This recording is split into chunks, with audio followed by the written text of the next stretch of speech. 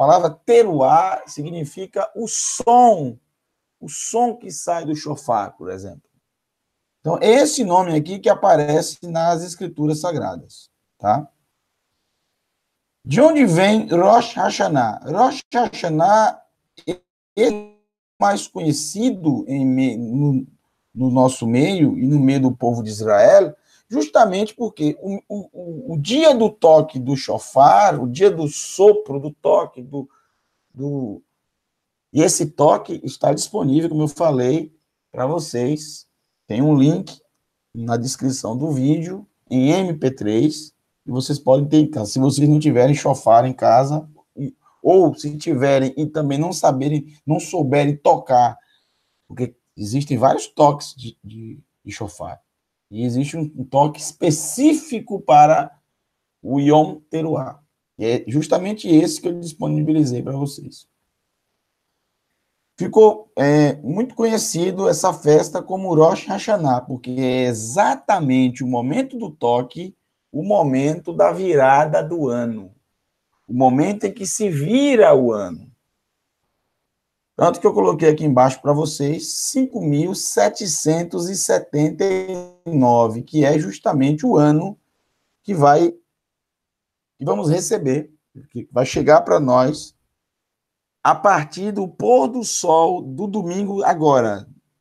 A partir de amanhã, depois do pôr do sol, chegará no calendário judaico o ano 5.779. Estamos no ano 5.778, nos últimos momentos. Por quê?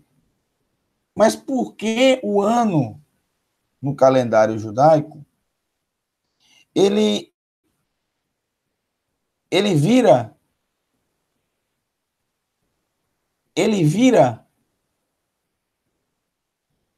no sétimo mês e não no primeiro mês, como é no nosso calendário?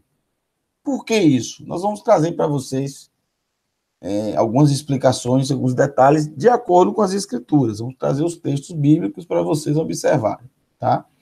Então, Yom Teruah, Rosh Hashanah, que vamos explicar para vocês agora, 10 dias depois será celebrado o Yom Kippur. Então, o momento do toque do shofar, o momento do Yom Teruah, o momento da viração do ano, teremos 10 dias de preparação para o Yom Kippur, o dia da expiação. No final, nós passaremos para vocês essa preparação, que são leituras bíblicas para nos prepararmos para o Yom Kippur. E na próxima semana, no próximo Shabat, teremos Parashá, estudo da Parashá, a próxima Parashá 52.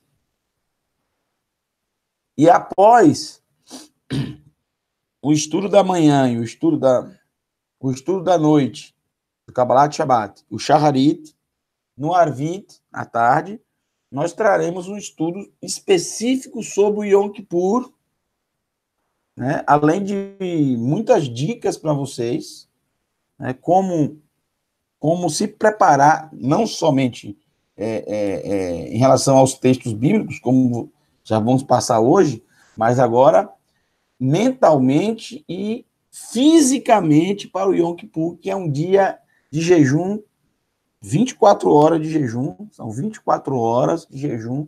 Então, se você se preparar, fica muito fácil guardar. Eu já faço isso há muito tempo e já fiz sem preparação.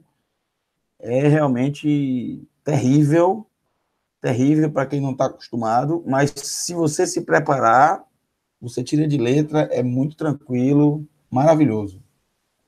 Então, vamos lá. Primeira pergunta. O que é que Yom Teruah tem a ver com a viração do ano e por que a viração do ano acontece no sétimo mês e não no primeiro mês? Preste atenção nesse texto bíblico de Shemot, Êxodo, capítulo 34, verso 22. Êxodo Shemot, capítulo 34, verso 22. Nos diz o seguinte: Vechag Shavuot, e a festa de Shavuot farás para vocês, para você. E a festa de Shavuot fará para você, guardará para você, produzirá para você. Você deve guardar a festa de Shavuot. Bikurei Ketzir, Ritim, Bikurei, as primícias, os primeiros, né? Bikur, primícia, primeiro, vem de Behor, quer dizer primogênito. Bikurei Ketzir, Ritim, com a produção dos primeiros frutos, com a produção das primícias. A festa de Shavuot acontece 50 dias após Pessach. Pessach, ela acontece no 14º dia ao anoitecer, que é o 15º do primeiro mês. O primeiro mês do calendário judaico é o mês de Aviv, também conhecido como Nissan, mas a escritura não cita esse nome Nissan, cita Aviv. Por que Aviv? Porque é o mês da primavera. Aviv, em hebraico, é primavera. Então, a festa de Pessach ocorre na primavera. Na primavera, não há colheita. No inverno, não há colheita. A colheita do trigo inicia no verão. E o verão é 50 dias após a celebração. 50 dias após a celebração de Pessach. Pessach já é 15 dias de primavera. Então, a festa de Shavuot se dá praticamente no início do verão, que é quando se tem a colheita, a primeira colheita em Eretz Israel do trigo, ritim em hebraico, ritim, trigo, de ritá, trigo, ritim, trigos. Essa é a primeira colheita. Qual a segunda colheita? 6 meses depois. 6 meses depois de Pessach. 6 meses, mais ou menos, 6 meses depois de Pessach. E aqui traz Vechag, Asif, Tepufat, Hashanah. Olha só. Vechag e a festa, Asif, Tepufat, e a festa da colheita da virada do ano.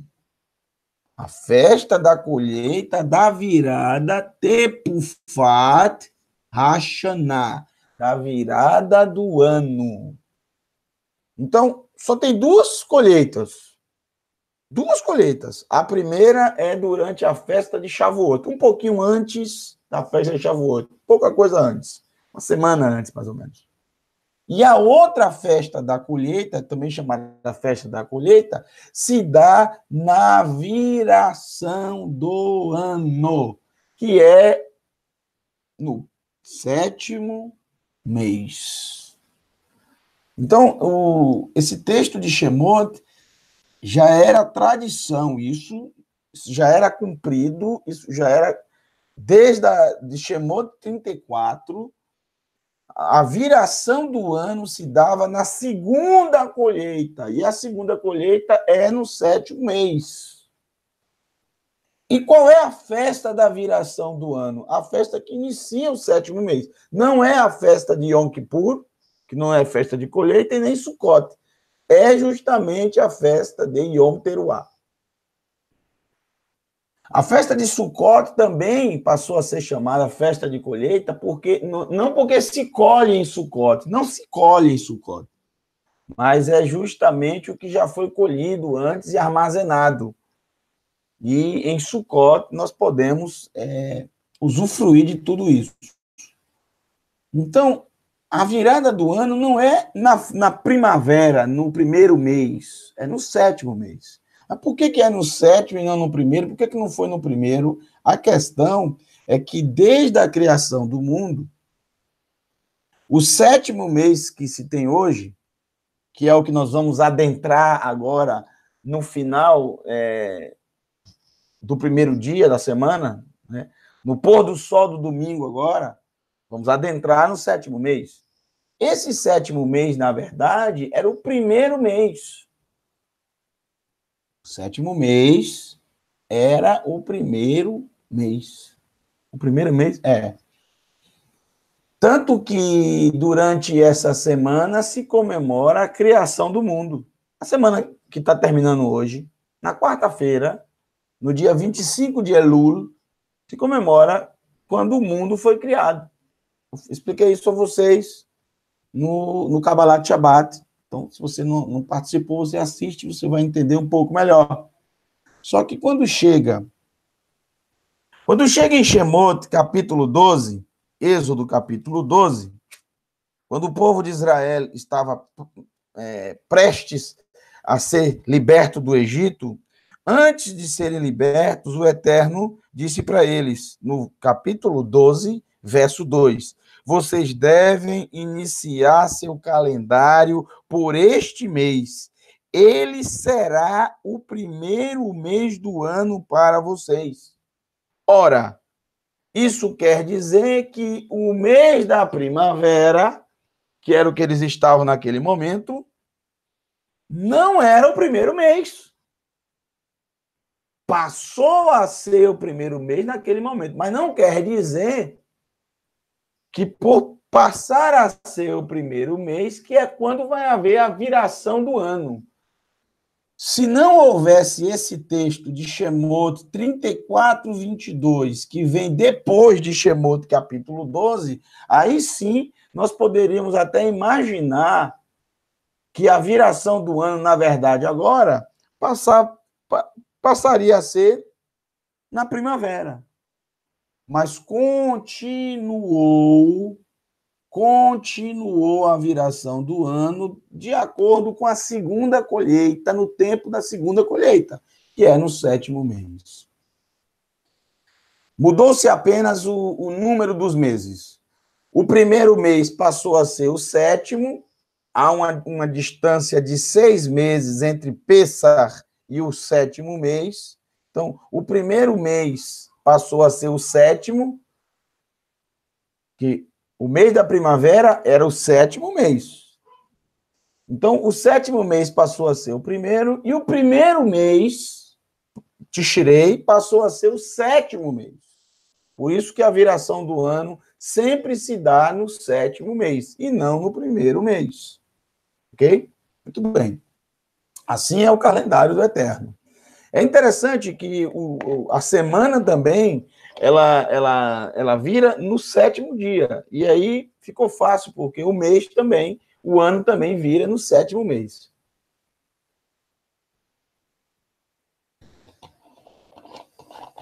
Essa festa que traz aqui Shemot 34, 22 é a festa de Yom Teruah, ou também conhecida Rosh Hashanah. Vamos lá. Outro texto para vocês está no capítulo 23, verso 23 e 24 de Vaikra, Levítico. E Vaikra 23, vocês sabem, é o capítulo das festas bíblicas.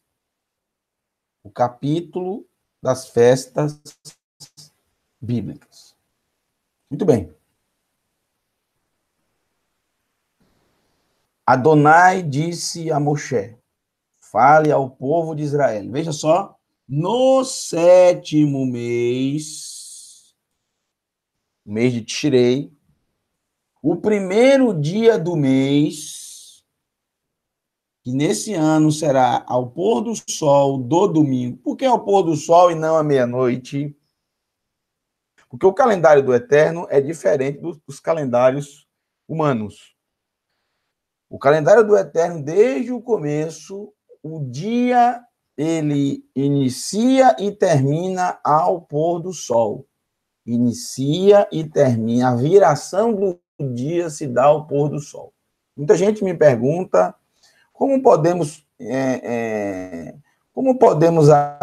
que hoje em dia estamos, sempre faz essa pergunta, todo mundo faz, muita gente faz, todo mundo não, muita gente. Como podemos acreditar, depois de tantas mudanças de calendários, que nós estamos guardando o Shabat no dia certo? Muito simples, pessoal. As mudanças que houveram de calendários, principalmente o calendário gregoriano, né, que é o calendário que a maioria do mundo segue, praticamente 99% do mundo segue o calendário gregoriano, 99%, 98%, 97%, por aí. É massivamente, porque é um calendário, o calendário gregoriano é um calendário muito simples de entender. O calendário gregoriano é muito simples. O calendário gregoriano ele é muito simples, é simples sim. O calendário gregoriano ele tem 365 dias, e isso passa 4 anos seguidos dessa forma. Só no quarto ano é que passa a ter um dia a mais só. Somente, acabou. Porque o calendário gregoriano ele é solar, totalmente solar. Então, são 365 dias e 6 horas. 365 dias e 6 horas, que é o tempo necessário para a Terra, né? Para a Terra dar a volta em torno do Sol, né? E aí, se completar um ano, essas 6 horas a mais, que não é computada, você não pode ter um ano com 6 horas, só 365 dias e 6 horas. Então, para facilitar, olha como facilitou mesmo. Pegou essas 6 horas e tira essas 6 horas do ano e deixa os 365 dias. 6 horas vezes 4 dá 24. 6 vezes 4 dá 24. Então, você tem um dia. Então, a cada 4 anos, a gente acrescenta mais um dia, que é o ano bissexto. Não sei porque chama bissexto, mas... 4 anos. Então, 4 anos. 4 vezes 6, 24. Bom, o calendário gregoriano ele é muito simples. Muito simples. Né? As datas, elas são fixas. Então, é bem mais fácil. Os meses, eles são fixos, 12 meses. Diferente, por exemplo, do calendário judaico, que é extremamente complicado e complexo. Muito complexo, porque ele não é um calendário nem lunar e nem solar. Ele é uma junção dos dois, ele é lunisolar. Então, é muito complexo. Por isso que é preciso um sistema, um programa, para poder entendê-lo. Eu entendo através do programa, não porque eu entendi, eu entendo pouco do calendário judaico. Agora, o que é básico no calendário do Eterno? Isso é muito básico. Você precisa saber quando o dia e a noite, o dia inicia, quando o dia inicia e quando o dia termina. Segundo o calendário gregoriano, ele mudou realmente. O que é que ele fez? O dia, ele não inicia no pôr do sol e não termina no pôr do sol. O que é que o calendário gregoriano fez? Ele inicia e termina à meia-noite. Por que ele fez isso? Muita gente vai dizer, não, ele fez isso porque ele quis alterar realmente o calendário do Eterno. Ok, isso é uma boa explicação. Mas não é a única explicação que você tem que ter em mente. Não é só por isso. Sempre foi costume dos romanos a viração do dia à meia-noite. Os romanos, o Império Romano já tinha esse costume. À meia-noite. O Império Romano já tinha esse costume. Então, simplesmente, outra explicação é que eles mantiveram o costume dos romanos, que é de onde vem justamente a religião católica romana. Os romanos, o Império Romano. Muito bem. E outra explicação, você pode ficar com as 3, somar as 3, ou você pode ficar com qualquer uma que você quiser, não tem problema nenhum. A questão é que ele mudou realmente. E outra explicação é que o Papa Gregório ele fez o seguinte: ele estipulou que a viração do dia seria à meia-noite, porque dessa forma, dessa maneira, facilitaria, porque se fosse ao pôr do sol, cada lugar seria num horário diferente. E é verdade. Por exemplo, nós aqui no Brasil, a depender da época do ano, a viração do dia é 5h30, 5h40, 10 para 6, 6h10, 6h30, depende da época do ano e do local onde você está. Então, há uma variação, né? Não é 6 horas. A viração do dia não é 6 horas. Né? Pode acontecer uma semana da viração do dia, um dia, um mês, a viração ser 6 horas, 10 para 6. Não tem um horário fixo, não é fixo. Então, o que é que ele fez? Olha, tem lugares do mundo que, a depender da época do ano, a viração do dia é 10 horas da noite. Tem lugar, principalmente na Europa, a gente chega e a gente vê. Esse ano mesmo eu estava indo para Israel e voltando, e eu fiquei uns dias na Espanha. Olha, você via 10 horas da noite, o sol ainda não tinha se posto ainda. 10 horas da noite. Então, o que ele fez? Olha, vamos colocar aqui meia-noite, porque aí acaba sendo algo universal, né? À meia-noite acaba que todo o sol já se pôs, não é possível. Então, são três teorias e que não tem como dizer assim, foi por isso ou por isso. Pode ter sido uma das três, ou pode ter sido as três ao mesmo tempo. A questão é que ele realmente mudou a maneira como o Eterno ensinou na Escritura. Ele pode ter mudado a forma de quando o dia vira, quando há a viração do dia, mas ele jamais pode ter mudado o dia da semana. Isso é impossível. É impossível, por exemplo, eu chegar para vocês e dizer amanhã não é domingo, amanhã é segunda. Ninguém pode chegar de uma hora para outra e dizer amanhã não é segunda, amanhã é terça. Ninguém consegue isso, jamais conseguirá, porque é algo que já vem desde a antiguidade, desde os primeiros seres humanos. Isso é impossível mudar. Alguém já pensou em colocar isso no passado? Um determinado rei pensou no passado em colocar a semana não com 7 dias, mas com 15 dias. Outro com 10 dias. Mas isso não resolve, não tem como, é impossível. Outro também já quis que o primeiro dia da semana se repetisse. Amanhã, hoje é domingo, amanhã será domingo de novo. Mas não tem como fazer isso. Porque você teria que combinar com todas as pessoas da Terra. E ninguém aceita que se hoje é domingo, amanhã será domingo de novo. Então, isso não funciona, gente. Não tem como mudar. Ninguém pode chegar de uma hora para outra e dizer amanhã será domingo de novo. É claro, ninguém aceita isso. Por que ninguém aceita isso? Porque todos os dias sabemos que cada dia é diferente do outro. O outro dia será diferente, será outro dia. Se hoje é quarta, amanhã será quinta. Se hoje é sexta, amanhã será sábado. Se hoje é sábado, amanhã será domingo. Então não tem como mudar isso. Você pode mudar o nome do mês, você pode mudar a forma da viração do dia, mas você não pode mudar a quantidade de dias da semana. E nem alterá-los a ordem. Então tem gente que usa desculpas para não guardar o Shabat, dizendo, olha, eu não vou guardar o Shabat porque eu não sei se esse calendário está certo. É claro que o calendário gregoriano não é o calendário do Eterno. Então, o que é que você faz? Você sabe que o dia do Eterno vira ao pôr do sol e não à meia-noite.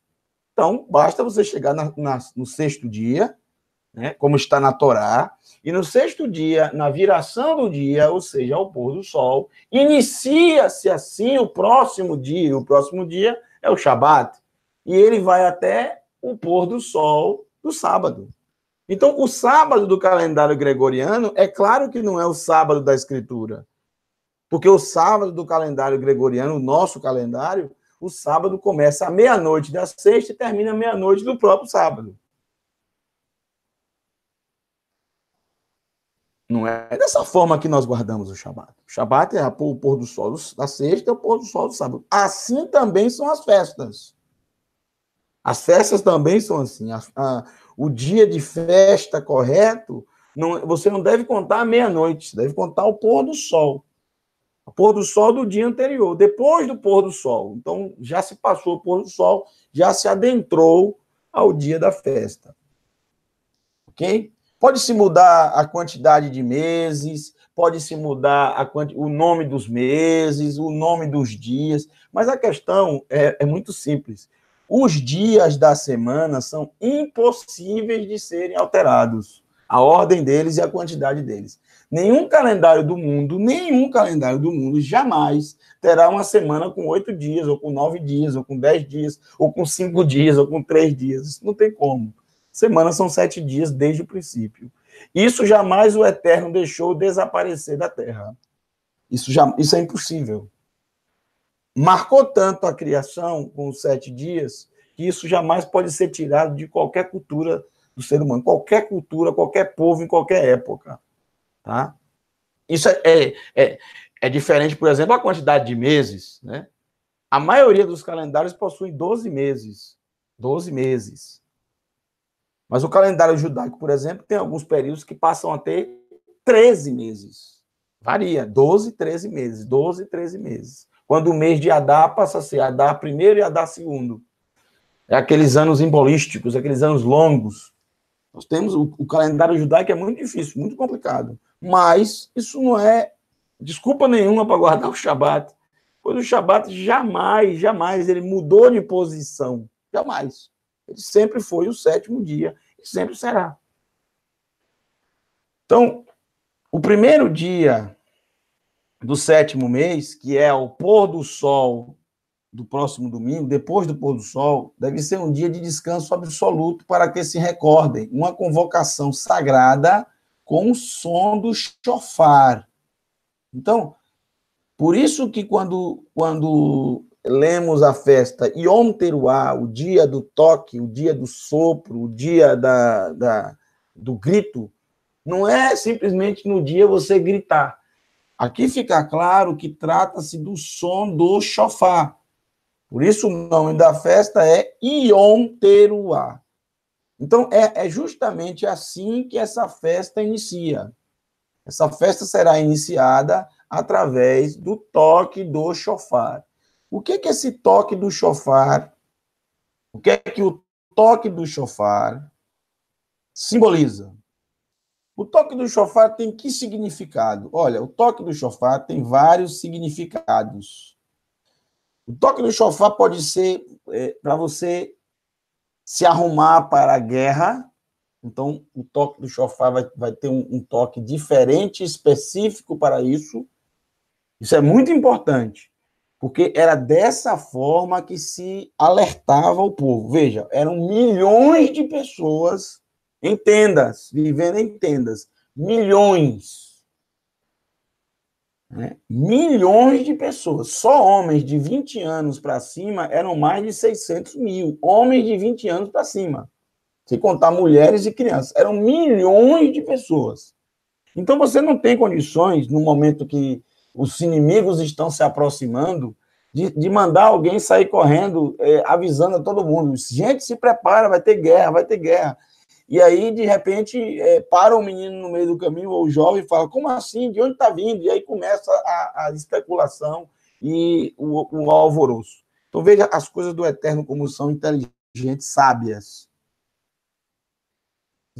Se desenvolver um toque específico para a guerra. Então, se toca especificamente um toque de shofar, que quando se ouve, tem a certeza que trata-se de preparação para a guerra. Crianças devem ir para dentro das tendas, as mães devem ficar com elas, guardando-as, certo? Todos os filhos devem ir para as tendas dos seus pais, se estiverem em outros lugares, devem correr para dentro da tenda, e os homens de 20 anos para cima devem se posicionar, pegar os seus equipamentos, se preparar para a batalha, procurar os líderes de cada tribo, e esses líderes irão procurar aquele que comanda todo o exército. No caso, na época de Moshe, essa pessoa tratava-se de Yehoshua. Yehoshua era aquele que comandava todos os exércitos de Israel. Então, havia um toque específico. Se a pessoa tocasse um toque, era para anunciar que a guerra ia vir, que os inimigos se aproximam. Se a pessoa tocasse um toque diferente, imagine a responsabilidade dele que está tocando. Porque iria dizer ao povo, que é o segundo tipo de toque, desarmem as tendas, pois nós iremos prosseguir o caminho, nós iremos avançar. A nuvem está saindo, a nuvem nos levará para outro lugar. Então, havia um toque, se tocava por um certo tempo, para que todos ouvissem. A posição que se ficava dava para pegar todo o acampamento, então se tocava repetidas vezes o mesmo toque anunciando: desarmem suas tendas. Então, chamava as crianças, todo mundo se agrupava para ajudar e começar a desmontar as lonas, as tendas, para iniciar o processo de deixar o lugar e ir para outro estágio, para outro lugar. Então, esse toque era para desarmar a tenda. Se ele tocasse errado, em vez de ser para desarmar a tenda, ele tocasse o de guerra, aí haveria alvoroço total. Até você dizer, não é guerra, não, era difícil, né? Para dar todo mundo preparado. Tá bom? E existe o toque, a terceira forma do shofar, as três principais formas. A terceira principal é justamente anunciar uma santa convocação, ou seja, as festas do Eterno, as festas, se tocava o shofar de forma específica, anunciando a preparação para determinada festa. Isso chama santa convocação, a convocação do Eterno, convocação para as coisas dele, convocação para as suas festas, para as suas festividades. Como essa aqui, por exemplo. Esse toque do shofar, mas esse toque aqui não era o toque que se dava em todas as outras festas, esse toque é um toque diferente.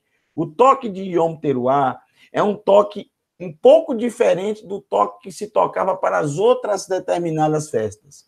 Porque tanto para Yom Kippur como para Sukkot, não era mais necessário tocar o shofar.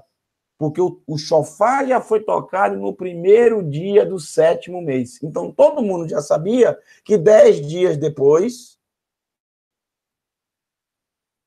Yom Kippur. 5 dias depois do Yom Kippur, Sukkot. Por isso, a festa de Yom Teruah, apesar de ser um momento em que se toca o shofar, como nas outras demais festas já se tocava o shofar, como o Pêssah, até o próprio Shabat também se toca o shofar, né? Antes do Shabat, convocando o povo para ir para suas tendas, para sair dos campos, para deixar os campos. Hoje, por exemplo, em Israel, se você estiver em Jerusalém, se você for à tarde lá nos mercados, principalmente o mercado chamado Mahanei Yehuda. Mahanei Yehuda é um mercado famoso de Jerusalém.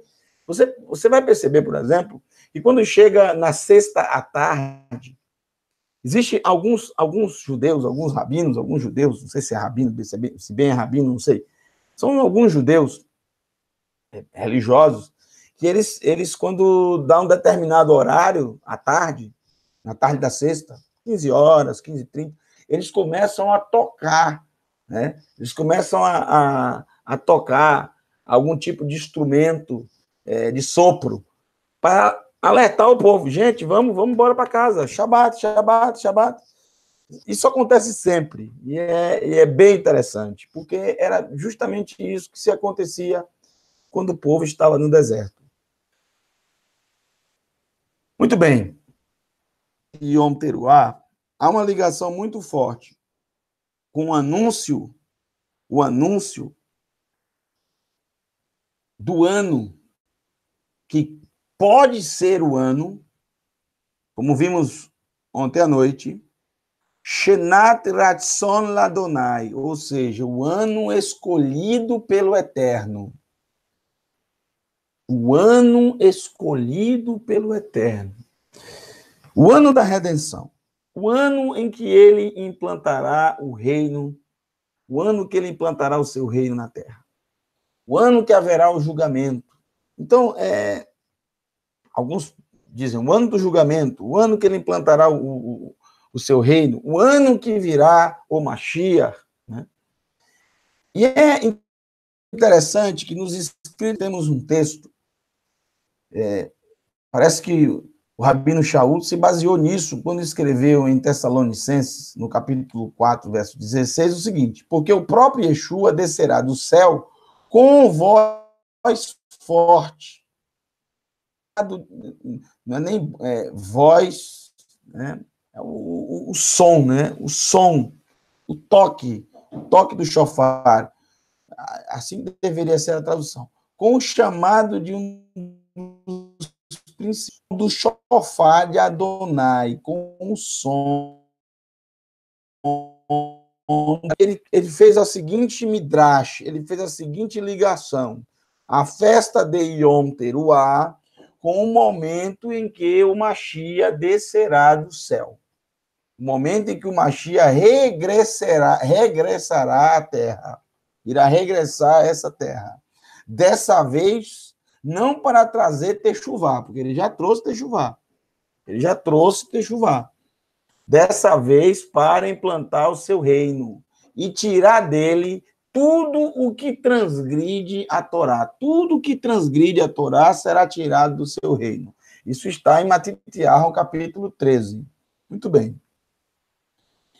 Então, essa ligação com Yom Teruah e com a implantação do reino do Mashiach é bem interessante. E é exatamente isso que a esperança daqueles que creem, daqueles que acreditam, daqueles que confiam em Yeshua, é exatamente essa esperança que temos. Não há festa mais propícia para isso do que a festa de Yom Teruah. Então, quando ouvimos o som do shofar tocando em Yom Teruah, o nosso coração deve crer, deve confiar que esse será o ano da redenção, que esse será o ano escolhido pelo Eterno. Possa ser que seja, possa ser que não seja, mas essa esperança jamais pode sair do nosso coração. Jamais a bendita esperança pode sair do coração. Se não for esse ano, nós continuaremos com o nosso coração extremamente ansioso por isso, porque é isso que nós aguardamos. Porque esse mundo em que vivemos, esse sistema que não guarda a Torá, que se afasta do Eterno, não é um lugar propício para nós. Nós vivemos nele, mas nós não pertencemos a ele. O que nós queremos é que o reino do Mashiach seja implantado. Um reino que guarde a Torá, que obedeça aos mandamentos. Né? Um reino que não haja corrupção, que não haja crimes, que não haja dor, que não haja inveja, que não haja transgressões, que não haja mortes. Pronto. É exatamente isso que nós anseiamos. Então, essa festa tem muito a ver. Por isso, eu tenho uma sugestão. Baruch Hashem. Tem uma sugestão de celebração de Rosh Hashanah muito interessante. Existem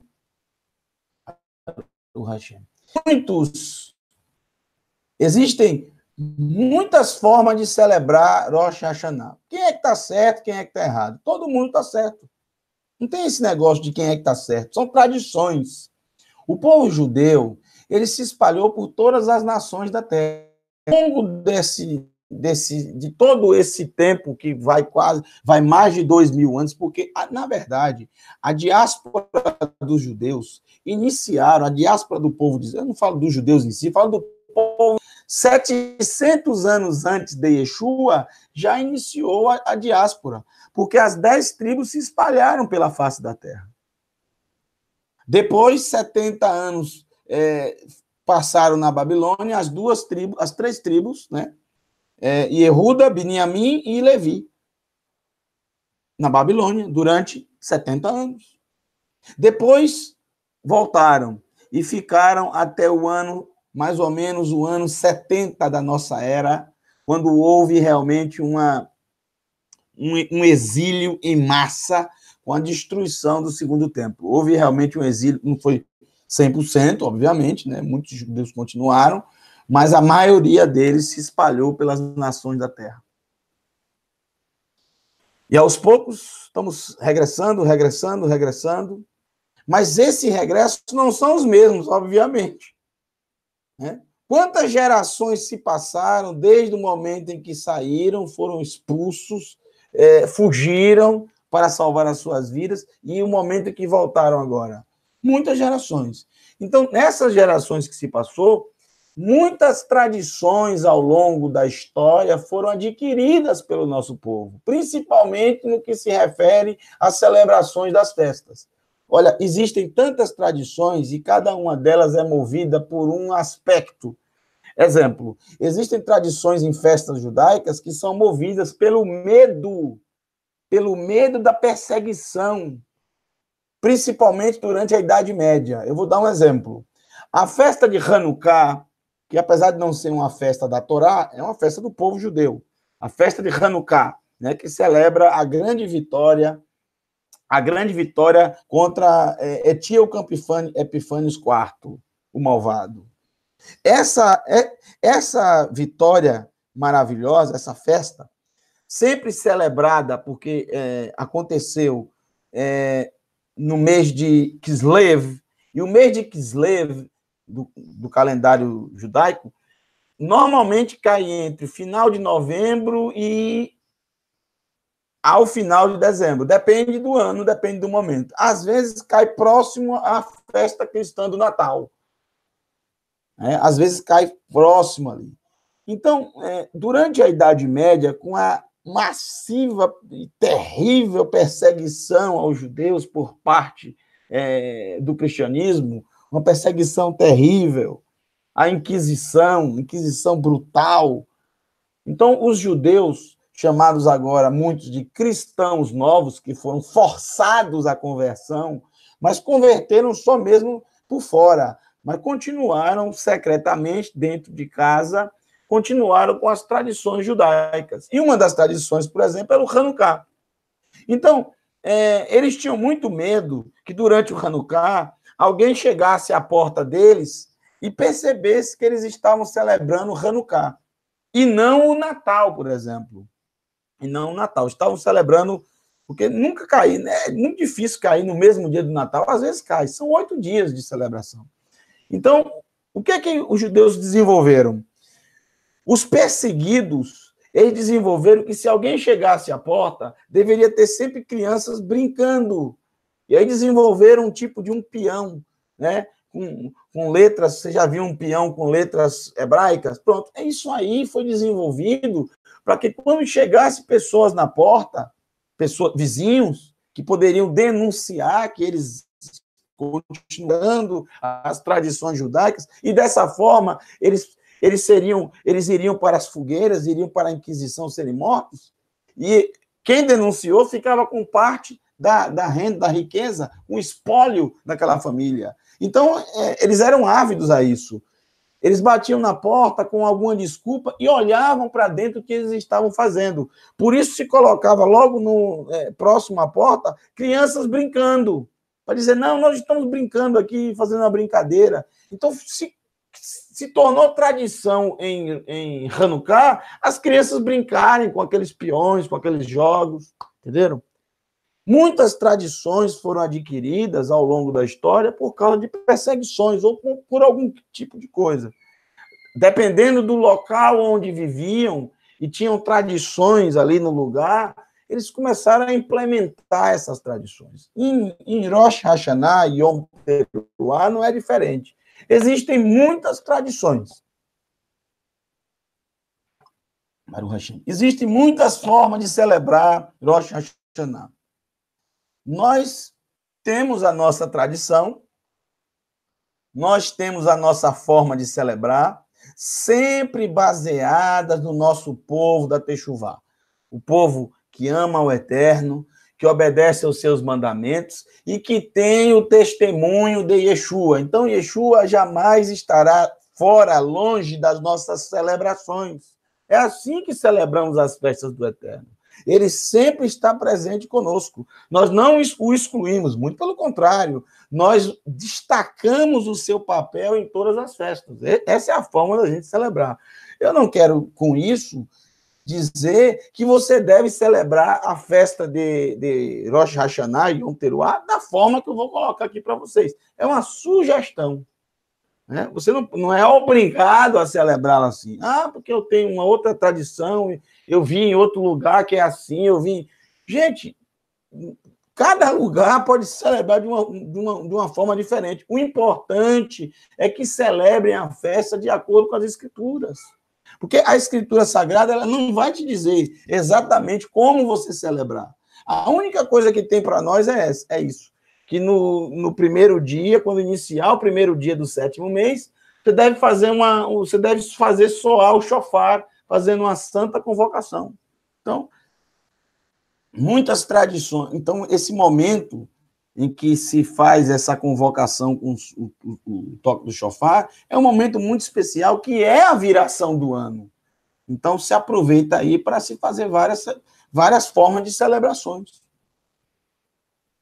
Nós escolhemos a seguinte: isso é algo exclusivo da Techuvá Total? Não, não é algo exclusivo da Techuvá Total.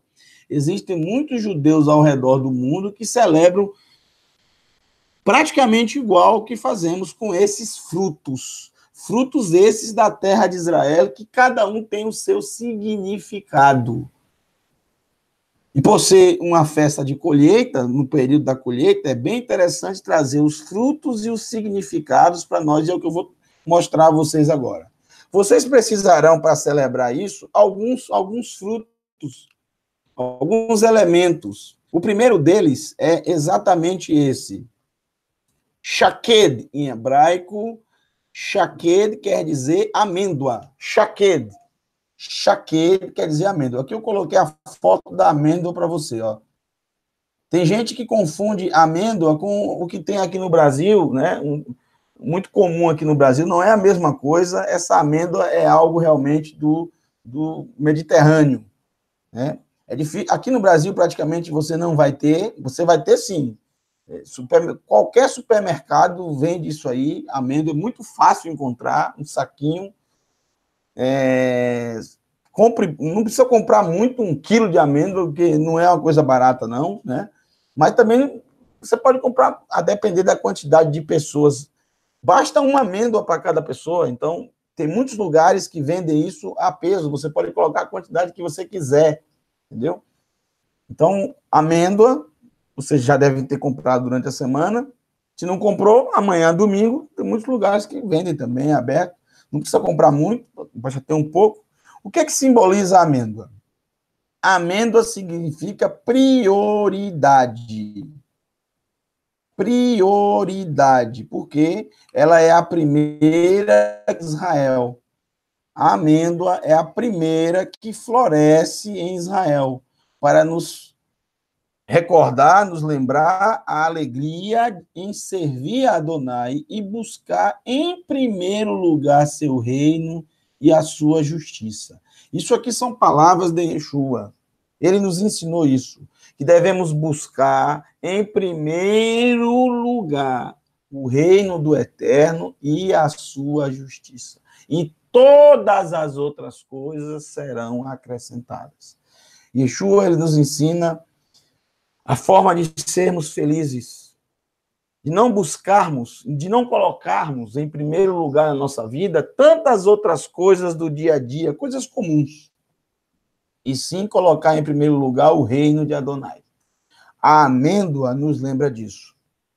Inclusive, a amêndoa, ela é citada pelo Eterno no início do livro do profeta Irmeiarro, Jeremias. No início do livro de Irmeiarro, no comecinho, no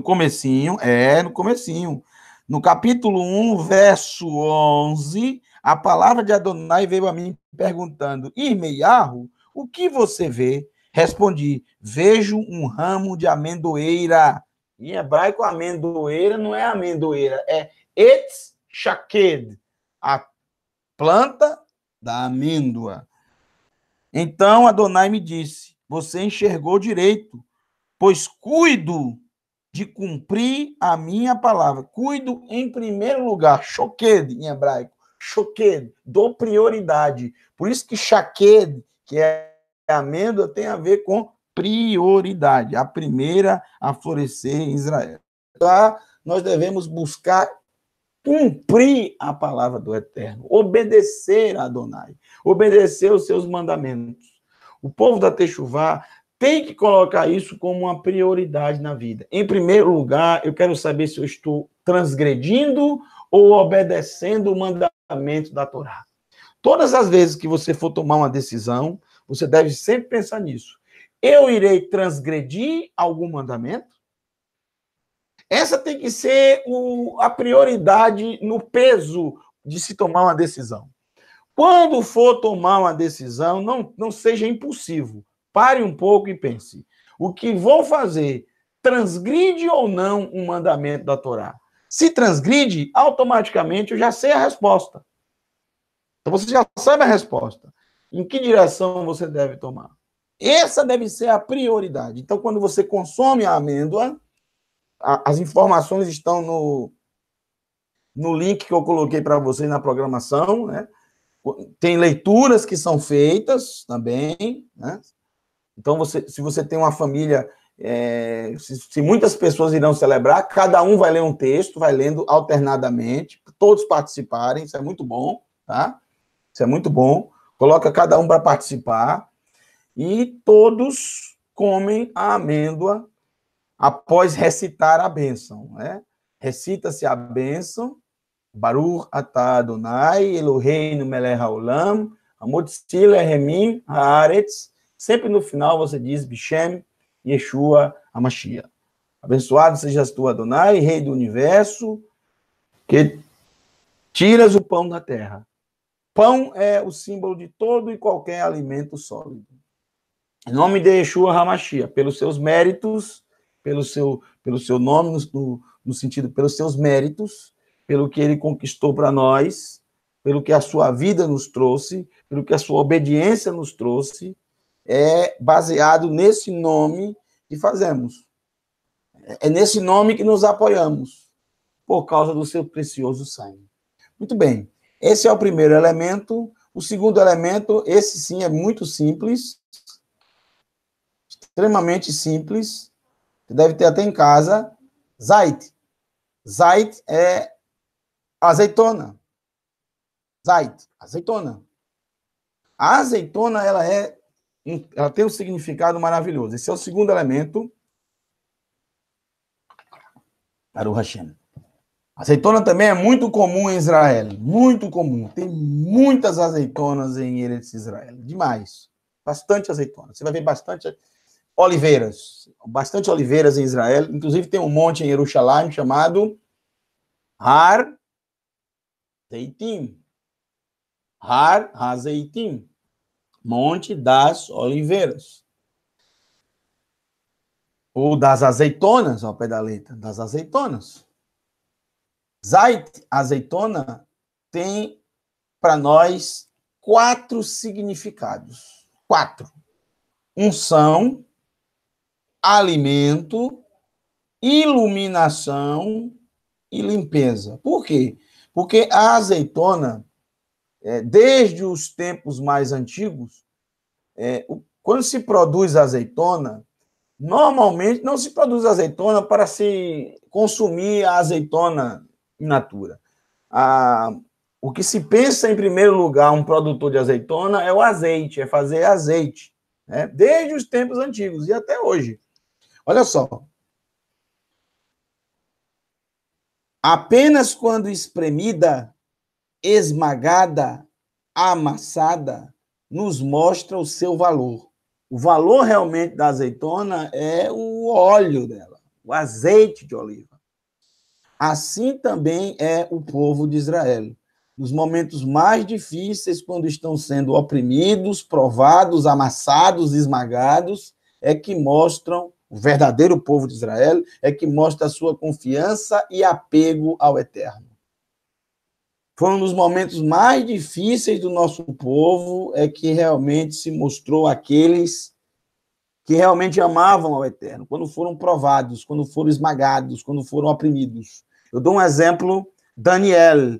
Daniel fez parte de todo aquele grupo que foi levado para o cativeiro babilônico, uma época terrível de Israel, que eles abandonaram o eterno, abandonaram os mandamentos.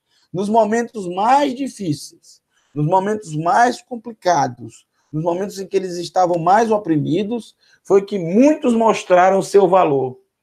Daniel é um deles. Mas lembra daqueles três que eram mais chegados a Daniel, quando o Nebuchadnezzar, Nabucodonosor, levantou uma grande estátua dele mesmo para que todos os povos que estavam naquela cidade adorassem aquela estátua aos os sons dos instrumentos de sopros, dos instrumentos musicais fossem soados. Três de todos aqueles que estavam ali, Daniel não estava ali, Daniel estava na capital do Xuxã, na capital do Império Babilônico, e essa era uma cidade do interior. Então, três de todos que estavam ali se lembraram do seguinte: existem três coisas que eu jamais posso fazer. Existem três coisas que eu devo preferir a morte do que fazer. Morra e não faça. E uma delas é avodat zará, idolatria, cometer idolatria. Então, eles foram espremidos, foram oprimidos, foram esmagados naquele momento, viram aquela fornalha ardente ser aumentada a sua capacidade, a quantidade a temperatura, que até o homem, o servo que foi lá para aumentar a temperatura da fornalha, não resistiu a tamanha temperatura e morreu. E os três, mesmo passando por momentos tão difíceis, mantiveram a sua fé no Eterno, sendo provados, derramaram o azeite puro, ou seja, o azeite puro da fé, da confiança, do amor ao Eterno. Assim também como Daniel, que preferiu ir para ser jogado na cova dos leões do que renunciar à sua fé no Todo-Poderoso. E esses são apenas alguns exemplos, mas existem muitos outros exemplos maravilhosos na Escritura Sagrada, que vocês vão ver que nos momentos mais difíceis, Yosef é outro também, né? José e Yosef, o momento que ele mostrou mais confiança no Eterno não foi no momento que ele estava com seu pai e seus irmãos. O momento em que ele mais demonstrou o valor e o amor ao Eterno foi quando ele foi quando ele foi enviado ao Egito, quando ele foi amassado, oprimido, quando ele foi injustiçado. Foi ali que ele mostrou o seu valor, o amor ao Eterno. O povo de Israel, nós somos assim. É por isso que é bom sermos provados, sermos tentados, sermos oprimidos, sermos perseguidos, porque aí demonstraremos realmente o amor ao Eterno. Quando se amassa uma azeitona, ela produz isso aqui que vocês estão vendo na foto, que é o óleo puro, o azeite puro. A primeira vez em que ela produz-se assim, o óleo puro de primeira prensa, puro, e é utilizado para o acendimento das lâmpadas da menorá. Só se podia acender, só se podia colocar na menorá para se queimar e produzir a luz nos 7 braços da menorá, azeite de primeira prensa, ou seja, a primeira prensagem é o óleo mais puro que se tem da azeitona. Esse azeite, esse óleo também era utilizado para ungir os sacerdotes e também os utensílios sagrados para o Hashem. Esse óleo era misturado, obviamente, com especiarias, ketoret, né? Especiarias que também eram usadas para o incensário, para o incenso. Mas o óleo é puro. Então, unção, A segunda prensa em diante, a azeitona volta a ser esmagada, volta a ser triturada, volta a ser amassada e ela novamente sai óleo, já não tão puro como o primeiro, mas esse óleo é excelente para alimentação. Um azeite muito bom, chamado extra virgem. Muito bom azeite. As pessoas do Mediterrâneo, as pessoas dessa parte do mundo, utilizam azeite o tempo inteiro. Recentemente, a ciência descobriu que o azeite extra virgem é excelente para o coração, porque ele faz com que o corpo extraia, expurgue o colesterol ruim, trocando assim pelo colesterol bom. Ele troca o colesterol ruim pelo bom. Ele faz essa troca.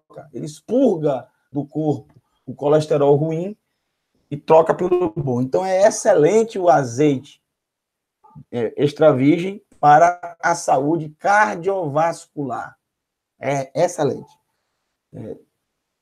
Isso é recomendado se utilizar. Se estiver comendo, pegue um fio de azeite extra virgem na salada, coloque, porque vale a pena. É muito bom, principalmente para a saúde do seu coração. Desde os tempos antigos. Se descobriu isso recentemente, mas desde os tempos antigos sempre se utilizou o azeite de oliva como alimento também. Mas depois de sair esse óleo que serve para alimentação, eles continuam espremendo a azeitona, não se joga fora. E sai óleo? Sai um óleo, mas não um óleo que é bom para o consumo. Não é um óleo bom para o consumo. A terceira vez que se prensa a azeitona, sairá um óleo, inclusive não é um óleo puro, porque tem alguns bagaços da azeitona, mas esse óleo, ele, apesar de não servir para alimentação, ele serve para iluminação. Ele será utilizado nos candeeiros. Antigamente não existia luz elétrica. Isso é uma coisa recente, nova, tá? dos nossos dias, dos nossos séculos. Mas antigamente, há 3, 4, 5 mil anos atrás, 2 mil anos atrás, não existia luz elétrica. Era justamente isso. Tinha que ter um óleo para ser queimado e assim iluminar. Não se podia usar o da primeira prensa, esse era somente para a menorá e para a unção. Mas se utilizava óleo para iluminação. E é a terceira prensagem da azeitona. Depois que se prensa a terceira vez, que o óleo serve apenas para queimar e iluminar o ambiente, a azeitona não é descartada, porque ela passa mais uma vez pela prensa. Não sai óleo algum, já acabou todo tipo de óleo. Mas a massa que fica da azeitona é simplesmente excelente para a limpeza. Ela realmente limpa, serve como um poderoso sabão, um poderoso detergente que limpa e é excelente também para a pele. Alguns que já foram em Israel, principalmente na região da Galil, na região das colinas, depois da Galileia, na região das colinas do Golã, logo no início do Golã, na cidade de Katzrim, uma cidade importante da época do Talmud, lá tem uma fábrica de azeite e logo na entrada dessa fábrica de azeite, eles deixam para vocês vão ver umas pias, e nessas pias tem bastante azeitona prensada pela quarta vez, e ali é um sabão, é refrescante, é muito gostoso, se lava as mãos e algumas pessoas lavam até o rosto, é bem interessante isso, e você percebe claramente como a azeitona, como é importante a azeitona, como funções tão importantes. Qual a função mais importante de todas? Todas são importantes. Uma não é mais importante do que a outra, todas são. Porque nós precisamos da unção, nós precisamos da alimentação, nós precisamos da iluminação e nós precisamos da limpeza. Esses 4 aspectos nós conseguimos ver no nosso Mashiach Yeshua. Ele foi ungido pelo Eterno, ele é alimento, metaforicamente, ou seja, ele veio trazer para nós, nos dar na boca a Torá de uma forma bem explicada, elevadíssima, de uma maneira maravilhosa, para que possamos adquirir todos os nutrientes que tem esse alimento. Então, ele é como se ele ruminasse para nós a Torá e colocasse para nós realmente o que é mais importante se observar, o que é mais prioridade se fazer. Há textos nos escritos nazarenos que comparam Yeshua como o pão vivo que desceu do céu. Alimento. Isso tem a ver também com a Torá, porque o Mashiach e a Torá há uma ligação muito forte entre eles. Se você observar, tudo relacionado que se diz da Torá também se diz do Mashiach. Exemplo, quando se diz o seguinte, no Salmo 119, a tua Torá é a verdade. Também se diz que a Torá é o caminho. Como também se diz que a Torá é vida. Todos esses 3 elementos também são ditos em relação ao Mashiach. Vida, caminho e verdade. Verdade, caminho e vida. Todos os 3 são o que é atribuído a um é também atribuído ao outro. Só há uma explicação que são um só, né? Ele veio e explanou a Torá de uma forma tão maravilhosa que realmente é difícil desassociar um do outro. Não tem como fazer isso. Por isso que ele disse, é mais fácil os céus e a terra desaparecerem do que se tornar vazio um único traço de uma letra da Torá. Iluminação é dito também, em relação à Torá, que a Torá é luz, lâmpada para meus pés e luz para meu caminho. Como também o próprio Mashiach chama todos aqueles que guardam a Torá de luz, no capítulo 5 de Matitial, vocês são a luz do mundo. E é quando ele está falando da Torá. Mas ele também, é dito dele também, eu sou a luz do mundo. Eu sou a luz do mundo. Ou seja, o que é atribuído à Torá é atribuído ao Mashiach. E não só ao Mashiach, mas a todos aqueles que guardam fielmente os mandamentos da Torá. Porque eles passam a ser um reflexo de tudo isso. Né? Um reflexo da Torá. Eles acabam também iluminando todos aqueles que estão ao redor. Então, Yeshua é a luz do mundo. Ele veio iluminar tudo que está em trevas, com seus ensinamentos maravilhosos. E, por último, limpeza. O que tem a ver a limpeza com o Mashiach? Olha, essa limpeza é importantíssima, principalmente na festa de Yom Kippur. Porque só há remissão de pecados se houver derramamento de sangue. E hoje em dia é impossível fazer sacrifício de animais. Já tem quase 2000 anos que não existe mais templo. E mesmo que existisse o templo lá, fosse reconstruído por alguma forma, não tem sacerdote. Não há templo, não há sacerdote.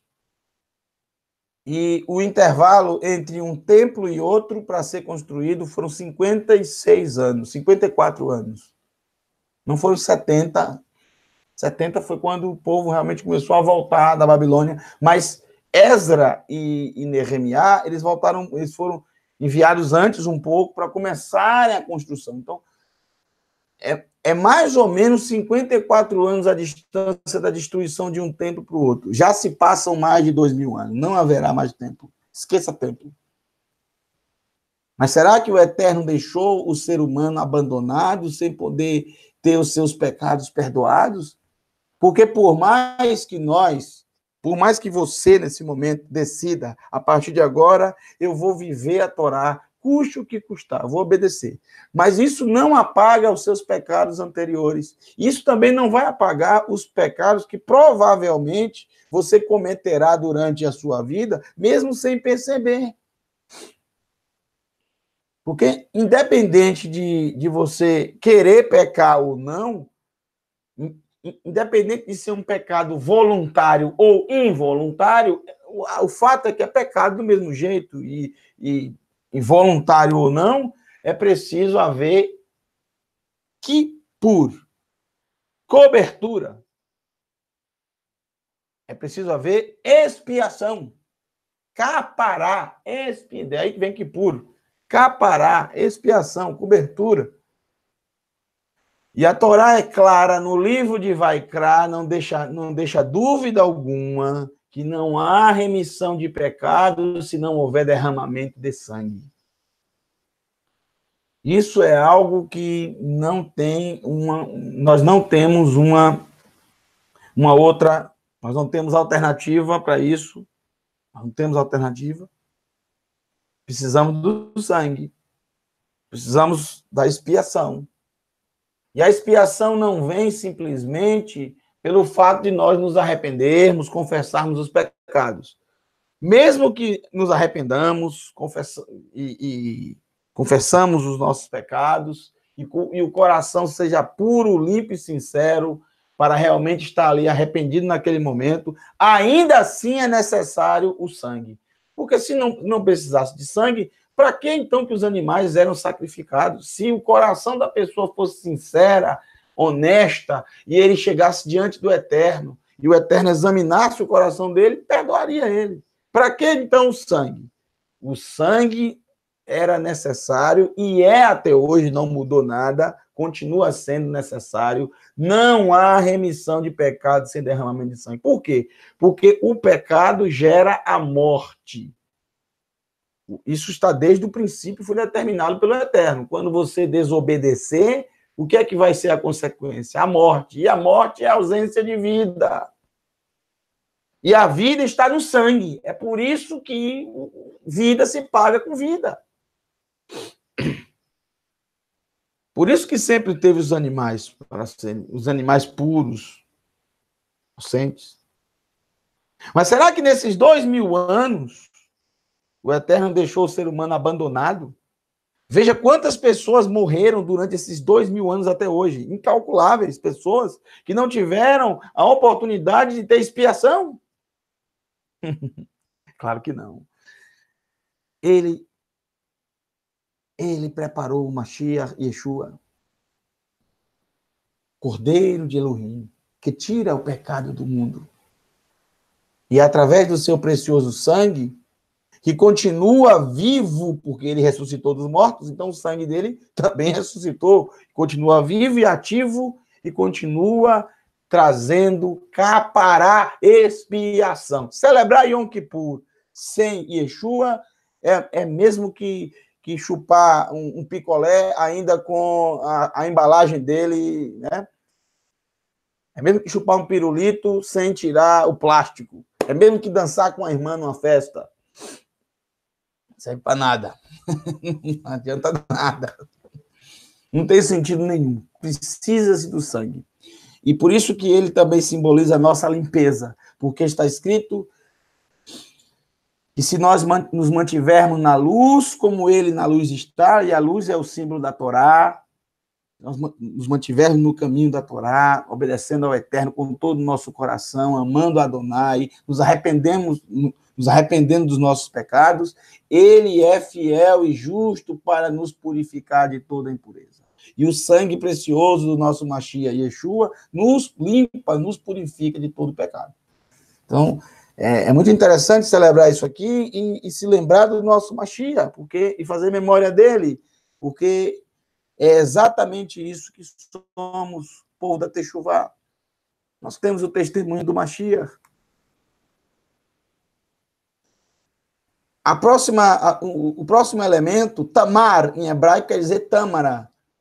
A tâmara não é tão fácil de achar. Aqui, eu moro no Nordeste, eu moro numa cidade do interior, chamada Feira de Santana. É uma cidade grande, maior do que 8 capitais do do Brasil, tem mais de 600 mil habitantes. Aqui eu consegui achar, no primeiro supermercado que eu fui, eu achei a tâmara. Não foi difícil aqui. Mas talvez em sua cidade seja difícil. Talvez você não tenha encontrado tâmara, tá? Talvez você não tenha encontrado. Em Israel é mais comum do que água, em Israel, tâmara. Mas aqui não é. Então talvez você não tenha achado. Se você não achou a tâmara, eu vou te dar uma fruta que você pode substituir pela tâmara e não vai ter problema nenhum, porque é como se fosse tâmara que você vai estar celebrando, que é a ameixa. Você pega uma ameixa, ou de calda, ou seca, como você quiser. Então, uma ameixa, ela tem uma aparência com a tâmara, então você pode substituir nesse caso, tá? Não precisa dizer, eu não vou celebrar porque eu não achei tâmara. Parecida, entendeu? Não deixa de celebrar a festa por causa de um detalhe desse. Isso aqui é uma tradição, apenas uma tradição. Não deixe de estar diante do Eterno nesse momento. Não deixe de estar com a sua família reunida, porque quando celebramos as festas do Eterno, você não vê, você não percebe, mas portas se abrem durante esse ano. Você vai perceber depois.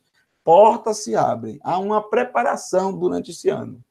E você vai crescendo cada vez mais na Techuvá. Tá bom? Não deixe de celebrar as festas.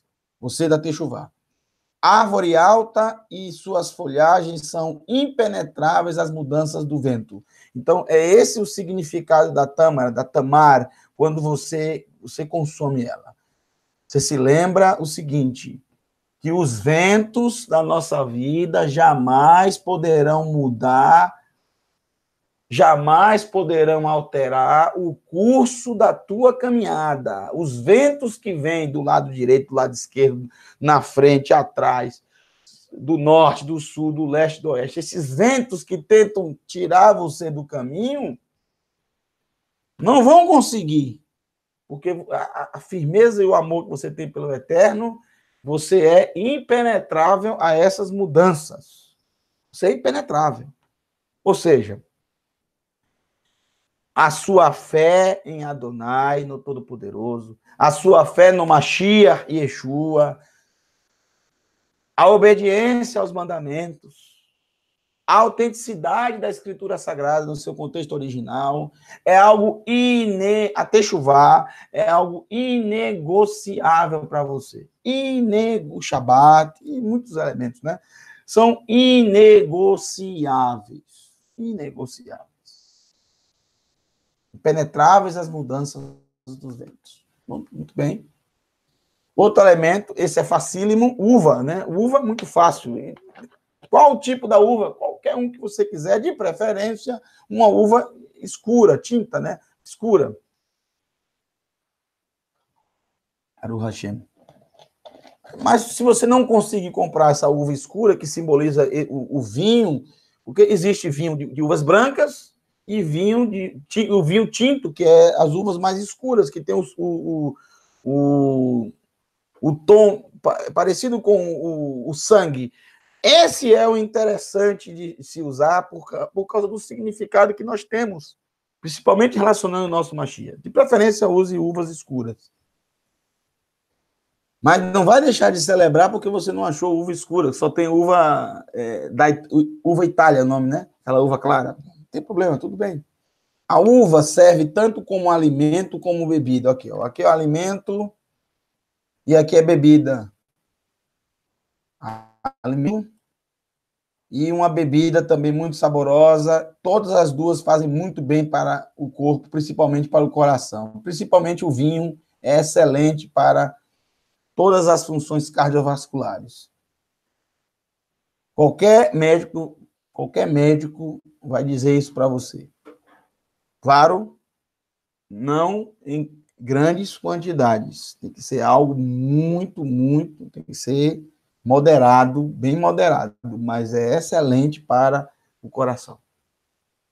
A uva serve tanto como bebida como alimento. Alimento e bebida. Alimento e bebida. Então, é uma diversidade que ela tem de alimento, de ser um alimento e de ser uma bebida. Um símbolo de alegria. Seu alimento é saboroso e sua bebida é usada como memorial da remissão dos pecados. O vinho simboliza o sangue precioso que nos traz a expiação. Isso desde os tempos antigos. Desde os tempos antigos. Sempre se usou pão e vinho como memorial para o eterno.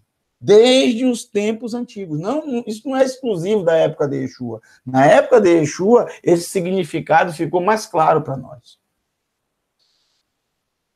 Colocando novamente Yeshua aqui, ele é tanto um servo humilde e um cordeiro, que é como ele veio na primeira vez, mas também ele é o rei dos reis. Ele reinará para o Hashem. Então, é uma diversidade, né? Tanto alimento como bebida.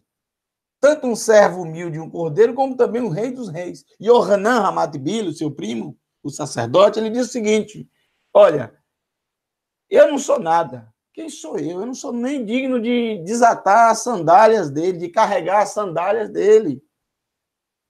Ele vai imergir vocês na vida e no fogo. Ele juntará o seu trigo no celeiro e queimará a palha. Então, ele tanto traz salvação, libertação, como também ele é juiz e traz a condenação. Está escrito em Yohanan. O Pai destinou a mim o juízo, o julgamento. Tanto ele traz salvação, mas também ele traz condenação. Lembre-se que das vezes que ele cita as pessoas indo até ele, dizendo, mas em teu nome fizemos isso, aquilo. Afastem-se de mim, transgressores da Torá. Então você observa que o próprio Eterno entregou a Yeshua a palavra final no julgamento, no juízo. Por quê? Porque ele esteve com os seres humanos.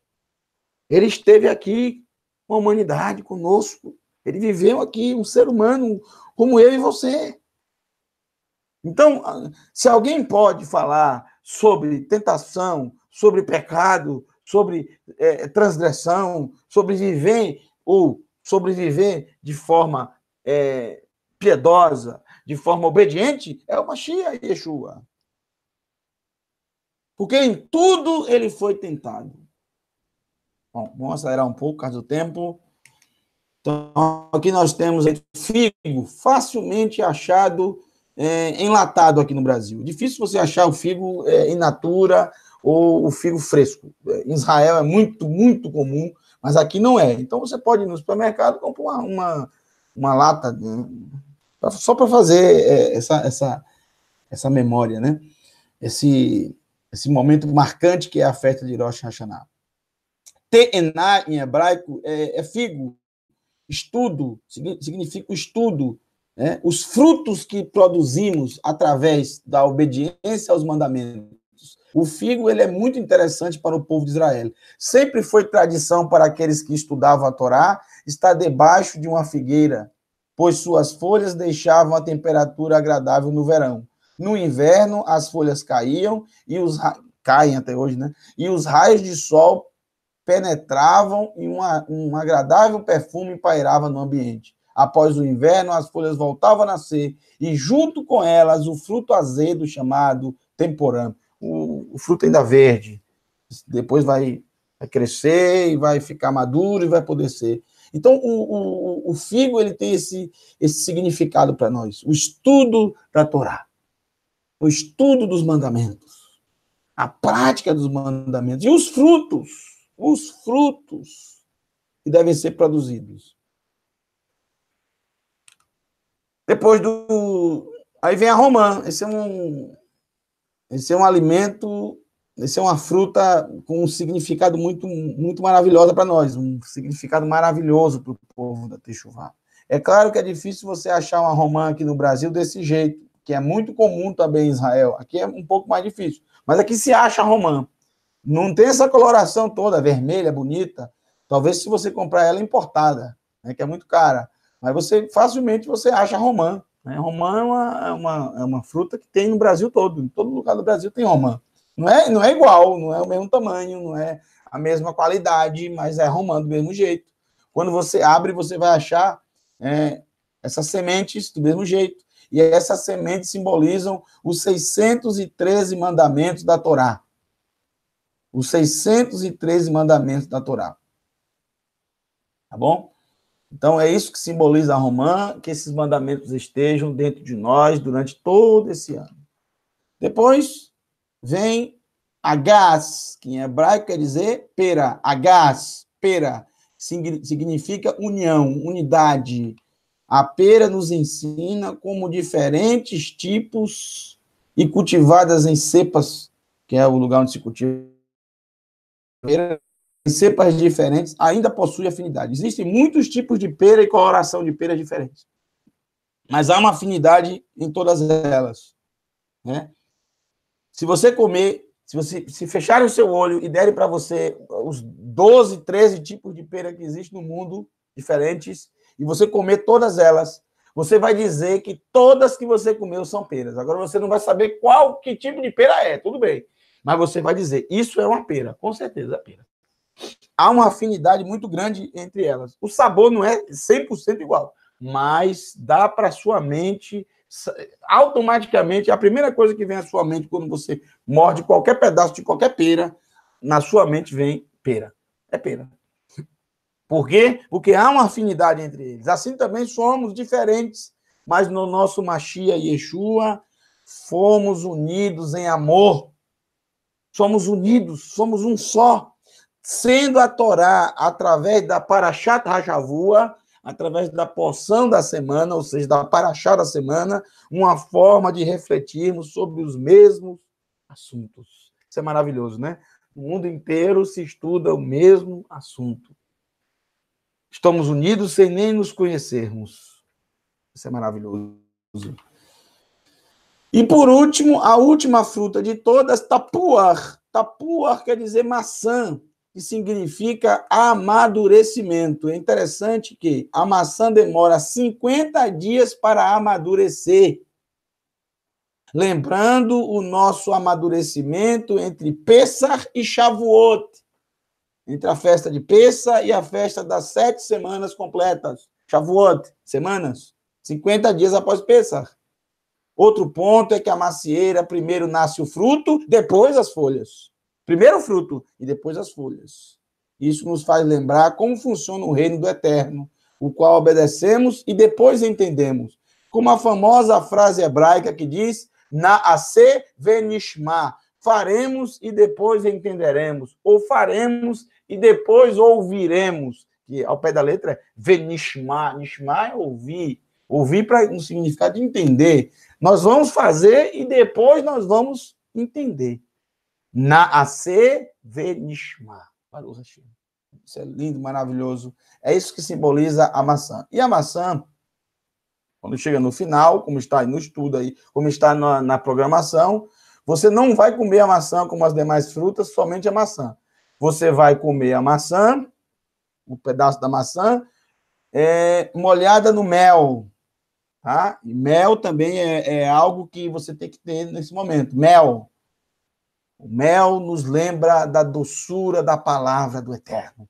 Ela é doce como o mel. Ela é mais doce que o mel e o destilado dos favos. Capítulo 19 de Shemot, de Tehilim, Salmos Tehilim. E quando você mergulhar a maçã no mel e comer, você vai, que é uma delícia, você vai se alegrar tanto e vai desejar para você Shanatová Umetuká. Um feliz ano novo, bom e do feliz ano novo aqui a gente coloca para você entender, né? Não tem Shanatová Umetuká. Um feliz ano bom e doce. Um ano bom e doce para todos. Bom e doce. Tová, bom, vem de Tov. O aqui é I, é o Vav, e quer dizer doce. Metuk, matuk, quer dizer doce. Shanatová, um feliz ano bom e doce. Ou literalmente, Shaná, ano, Tová, ano bom e doce. Literalmente é ano bom e doce. Obviamente está falando do ano que e estamos recebendo, e é esse o desejo do coração. Falar isso para as outras pessoas. Não desejar para você mesmo, se desejar para o próximo, que é assim que somos abençoados. Nesse instante, após você participar com a sua família da maçã, com o mel, e desejar Shana Tová o Metuká, você é muito interessante, que é uma tradição antiga, é o momento dos pedidos. Como assim o momento dos pedidos? Há uma tradição de se fazer pedidos na noite do Rosh Hashanah, na noite do Yom Teruah. Se anota pedidos, se escreve pedidos num papel, fecha-se, coloca-se o nome e guarda numa caixa, e lacra-se essa caixa. Na próxima celebração de Rosh Hashanah, essa caixa é aberta e são lidos os pedidos, cada um vai ler o seu pedido, né? Muitas vezes nem lembramos que pedimos aquilo e muitos pedidos acontecem, de fato, acontecem realmente e ficamos felizes. E tão felizes que fazemos mais pedidos. E aí você faz outros pedidos agora para o próximo ano. Então, se você nunca participou, é a primeira vez que você vai participar, você vai fazer os pedidos, vai lacrar. Quantos pedidos são? 5, 10, 20, quantos você quiser. Aí você faz, fecha, lacra e coloca dentro dessa caixa, lacra a caixa. Quando escrever o pedido, tem que colocar o nome também em cima. Né? Porque, por exemplo, se você tiver uma família com muitas pessoas, aí você vai ter que abrir o pedido, ler o pedido da outra pessoa para saber de quem é. Então, o interessante é, depois que fechar, dobrar o papel, colocar o nome em cima da pessoa, aí você lacra. Guarda. É uma tradição muito bonita. É uma tradição que fere a Torá, que fere a Escritura? Não. Então é boa, é muito boa a tradição. Né? É o momento de fazermos os pedidos e é o momento de testemunharmos depois que o Eterno realmente cumpriu todos eles. Ou uma parte deles, ou alguns deles. Então, isso é maravilhoso. É um momento de comunhão maravilhosa na festa de Rosh Hashanah. Aqui termina a festa de Rosh Hashanah, tá? A festa termina dessa forma. E eu já quero deixar para vocês, passar rapidamente, não vou demorar muito tempo aqui, e não se preocupe.